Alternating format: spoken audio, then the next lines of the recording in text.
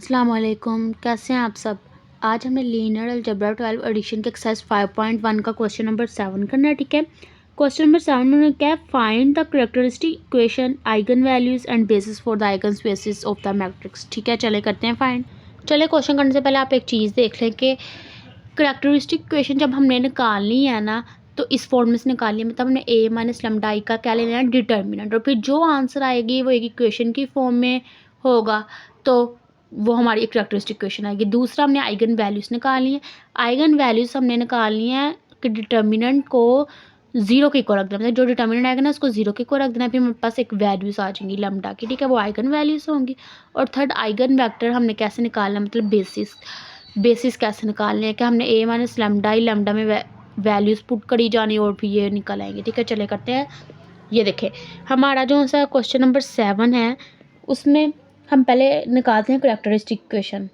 तो characteristic equation के लिए क्या फॉर्मूला यूज़ करना है, ए माइनस लैम्डा आई का डिटर्मिनेंट। ठीक है, पहले हम ए माइनस लैम्डा आई निकालते हैं। ए इसको लेट किया था, माइनस लैम्डा और आई आइडेंटिटी मैट्रिक्स। ठीक है, लैम्डा को अंदर जाकर मल्टीप्लाई कर दिया, अब इसको माइनस कर दिया, माइनस किया तो हमारे पास ये आंसर आया। ठीक है, अब जो आंसर है हम लोग ये देखें, उसके बाद अब हमने क्या करना है, इसका डिटर्मिनेंट लेना है। इसका डिटर्मिनेंट लिया मैंने, इसको R1 से ही एक्सपेंड कर दिया, मतलब पहली रो से ही एक्सपेंड कर दिया। ठीक है, ये देखें 4 माइनस लैम्डा, फिर इधर क्या करना है, इसके ऑपोजिट इन दोनों को देखना था, तो 1 माइनस लैम्डा माइनस जीरो आ गया। ठीक है, नेक्स्ट क्या है, नेक्स्ट हमारा ये देखें माइनस जीरो मैंने नहीं लिखा, फिर +1 और ये इन दोनों का आ गया। मतलब जो डिटर्मिनेंट लेते हैं ना, आपने डिटर्मिनेंट देखा था कि 3/3 मैट्रिक्स का कैसे डिटर्मिनेंट होता है, उसका आपने बस उसी तरह डिटर्मिनेंट ले लेना है।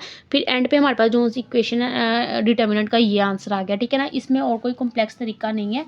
ये हमारे पास क्या निकला है, ये हमारे पास कैरेक्टरिस्टिक इक्वेशन निकल आई है। ठीक है, अब हमने इसकी दूसरी चीज़ है वो निकालनी है, उसके आइगन वैल्यूज़ निकालनी है। ठीक है, मतलब कि हमने इसकी कैरेक्टरिस्टिक इक्वेशन के लिए ये फॉर्मूला है ना, ए माइनस लैम्डा आई को डिटर्मिनेंट जीरो के इक्वल रख देना। ठीक है, इस फॉर्मूले के मुताबिक हमने नेक्स्ट सब सोल्व करना है। चलें करते हैं। ये देखें, इसको मैंने जीरो को रख दिया, मैंने माइनस कॉमन निकाल दिया। अगर आप माइनस कॉमन नहीं निकालना चाह रहे तो इट्स ओके, आप ना निकालें, उसी तरह सोल्व कर लें। ठीक है, अगर हम देखें, अगर हमारे पास सिर्फ इतनी वैल्यू आती है, अगर 2 के अलावा बस इतनी वैल्यू आए, बाकी ये 3 ही आए, तो हम उसकी फैक्टराइजेशन मतलब मिड टर्म ब्रेकिंग कर लेते हैं, या फिर कोई स्केयर बन रहा है तो स्केयर बना के वैल्यू निकाल लेते हैं। लेकिन अब क्यूब आ गया, तो मतलब जब भी आपके पास कोई क्यूब वाला आए ना वैल्यू, आपने उसकी सिंथेटिक डिवीजन करनी है। ठीक है, ये अब सिंथेटिक डिवीजन लिख दी। अब आपको पता कैसे चलेगा कि आपने इधर कौन सा नंबर लाना है। आप लोगों ने जो एंड पे कांस्टेंट होगा ना, ये 6 है ना कांस्टेंट, तो 6 के क्या फैक्टर बन रहे हैं, को फैक्टर 6 किस किस टेबल पे आता है, 2 पे आता है, 1 पे आ सकता है, 2 पे आ सकता है, 3 पे आ सकता है और 6 पे आता है। यही सिर्फ हमारे पास को फैक्टर है ना, मतलब +-1 हो सकता है, प्लस माइनस लगा लें, +-2 हो सकता है, +-3 हो सकता है, +-6।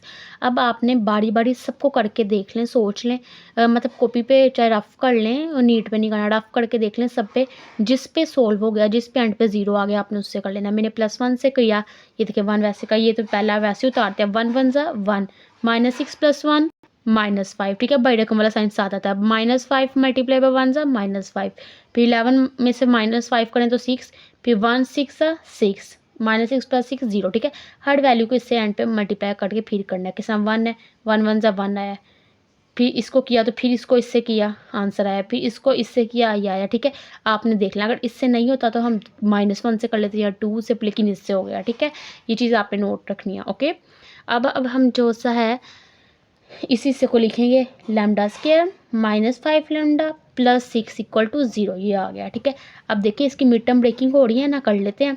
क्या होगी, प्लस है, प्लस से क्या देखना है कि इससे नीचे जाना है, 6 है तो 4 1 ज़ा नहीं जा रहा, 3 2 पे जा रहा है, -3 लैम्डा -2 लैम्डा कर दिया, +6 वैसे का वैसे, लैम्डा को जो सा कॉमन निकाले, बाकी लैम्डा -3 बचा, फिर -2 कॉमन आ गया, लैम्डा -3। ठीक है, और लैम्डा -3 लैम्डा -3 सेम थे, एक दफ़ा लिख लिया, फिर लैम्डा -2 आ गया। ठीक है, इन दोनों को 0 के इक्वल रख दिया, तो लैम्डा = 3 होगा, लैम्डा = 2।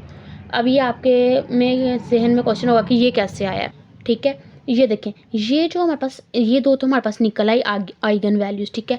ये आपके पास ये वाला है लैम्डा इक्वल टू, जो सिंथेटिक डिवीजन आप कर रहे हो इस साइड पे आप वैल्यू रखोगे ना, उसको भी लैम्डा के इक्वल रख देनी है। तो लैम्डा इक्वल टू क्या हो गया, 1 हो गया, ठीक है। अब ये 3 आपके पास आइगन वैल्यूज़ आ गई। दूसरा भी हो गया, पहला आपने निकालनी थी कैरेक्टरिस्टिक इक्वेशन निकाल ली, दूसरी आपने आइगन वैल्यूज़ निकालनी थी, निकाल ली। अब तीसरा आपने उसके बेसिस निकालने हैं। चलें करते हैं, बेसिस निकालते हैं। चलो अब हमने बेसिस निकालने थे ना, तो ये तीन हमारे पास लैम्डा की वैल्यू आई थी, lambda equal to 3, lambda equal to 2 और लैम्डा इक्वल टू 1। चले सबसे पहले हम इसको पुट कर लेंगे, फिर इसको लैम्डा इक्वल टू 3 रखते हैं, जो हमारे इसमें पुट करना है, ठीक है। A minus lambda I X equal to 0 में ए माइनस लैम्डा आई हमने निकाला था तो वो ये आया था, ठीक है।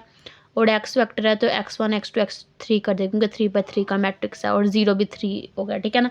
अब आपने क्या करना है, अब आपने ये जो हमारे पास लैम्डा है ना, ये वाला आपने इसकी जगह 3 पुट कर देना। 3 पुट करेंगे तो 4 माइनस 3 1, 1 माइनस 3 -2, 1 माइनस 3 -2, ठीक है। अब ये देखें, अब जौन सा है इस वाले जो मैट्रिक्स है ना, मैंने इसको थोड़ा और रिड्यूस कर दिया। आप ना इसको रिड्यूस एचेलन फॉर्म में भी कन्वर्ट कर सकते हैं, अगर ये हो रहा है तो कर लें, ठीक है। आपकी मर्ज़ी है, सिर्फ इस वाले मैट्रिक्स को जो इतना हिस्सा है, ठीक है।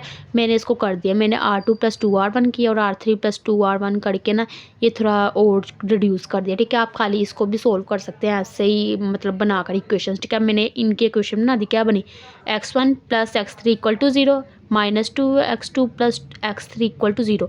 ये दो हमारे पास इक्वेशंस बन गई, ठीक है। अब मैंने क्या किया, अब इसमें से -2 कॉमन आ गया, निकालिए, पीछे का बचा x2 - x3 = 0, -2 उधर चल जाएगा तो 0 आ जाएगा। अब ये ऐसे हो गया। अब और तो कोई ना इसमें से कोई वैल्यू निकली ना इसमें से, तो मैं क्या करूँगी, आर्बिट्रेरी वैल्यूज निकालूंगी, मतलब x3 t के इक्वल पुट कर लूँगी, ठीक है ना। पुट x3 = t, तो इधर अब जहाँ जहाँ x3 है वहाँ t पुट करके x1 और x2 की ये देखें वैल्यूज़ निकल आई, ठीक है। अब x2 की भी निकल आई, x1 की भी निकल आई और x3 की निकल आई। अब हमने ये x1 x2 x3 वैसे ही लिखना है। अब क्या करना है, x1 की वैल्यू क्या है -t, x2 की t और x3 की 3 ना, t कॉमन निकालें, t कॉमन निकाले, पीछे क्या बचा -1 1 1, ये हमारा एक बेस निकल आई है, ठीक है। बेसिस निकाले थे ना, 4 लैम्डा = 3 पे हमारे जो सी है ये बेस निकल आई है, ठीक है। बेसिस अब हम लैम्डा = किस में निकाली है, 2 पे। चले लैम्डा = 2 पे निकालते हैं। तो जब लैम्डा = 2 पे निकालेंगे ना, तो आपकी ये निकलेगी बेसिस, मतलब ये आंसर आएगा, ठीक है। इसमें से आप t कॉमन निकाल तो -1/2 1 1 आ जाएगा, और लैम्डा = 1, और जब आप लैम्डा = 1 पे करेंगे तो आपकी जो सा है ये एंड पे बेस निकलाएगी, इसमें से t कॉमन निकाल तो 0 1 0 हो जाएगा, ठीक है। ये आपका आंसर होगा, ओके। और अगर कोई भी आपको इसमें से प्रॉब्लम हो तो आप कमेंट सेक्शन में पूछ सकते हैं। Thank you.